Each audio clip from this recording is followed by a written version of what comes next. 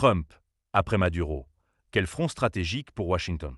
L'affaire Nicolás Maduro, qu'elle soit judiciaire, politique ou symbolique, dépasse largement le cadre vénézuélien.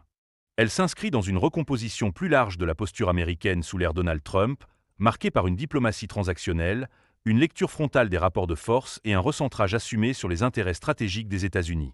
Contrairement aux approches multilatérales classiques, cette doctrine privilégie la pression ciblée, la dissuasion politique et l'usage combiné d'outils économiques, juridiques et diplomatiques. Dans ce contexte, plusieurs dossiers attirent l'attention des observateurs: la Colombie, Cuba et le Groenland. La Colombie demeure l'un des principaux partenaires des États-Unis en Amérique latine. Coopération sécuritaire, lutte contre le narcotrafic, stabilité régionale et contrôle des flux migratoires constituent les piliers de cette relation. Cependant, Washington observe avec prudence l'évolution de la politique antidrogue, la sécurité des corridors stratégiques, les équilibres internes liés aux groupes armés et aux accords de paix. Dans ce cas précis, il ne s'agit pas d'une confrontation directe, mais d'un levier de pression indirect, où l'aide, les accords commerciaux et la coopération militaire peuvent être ajustés. La Colombie reste un acteur clé à consolider, non une cible. Cuba, un dossier idéologique et symbolique avec Cuba, le rapport est historiquement conflictuel. L'île reste associée, dans la politique américaine, à la mémoire de la guerre froide, à l'exil cubain et à une opposition idéologique persistante. Sous Trump, le dossier cubain repose sur le durcissement des sanctions, la réduction des marges diplomatiques, l'utilisation du levier économique comme moyen de pression interne.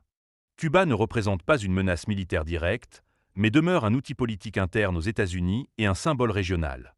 Toute évolution dépend autant de considérations géopolitiques que de calculs électoraux américains. Le Groenland. La nouvelle frontière stratégique, le cas du Groenland, est d'une nature totalement différente. Ici, l'enjeu n'est ni idéologique ni judiciaire, mais géographique, militaire et économique. Le Groenland concentre des ressources minières stratégiques, un positionnement clé dans l'Arctique, un intérêt croissant face à la montée en puissance chinoise et russe.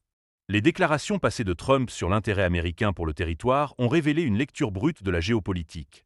Contrôle des routes maritimes, sécurité de l'OTAN, anticipation des conflits de demain.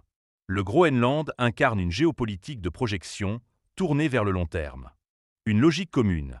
L'intérêt avant la norme, ces trois dossiers illustrent une constante. Pas de stratégie universelle, pas de croisade idéologique globale, mais une hiérarchisation stricte des intérêts. La doctrine Trump distingue les alliés à stabiliser, Colombie, les symboles à contenir, Cuba, les espaces à sécuriser, Groenland.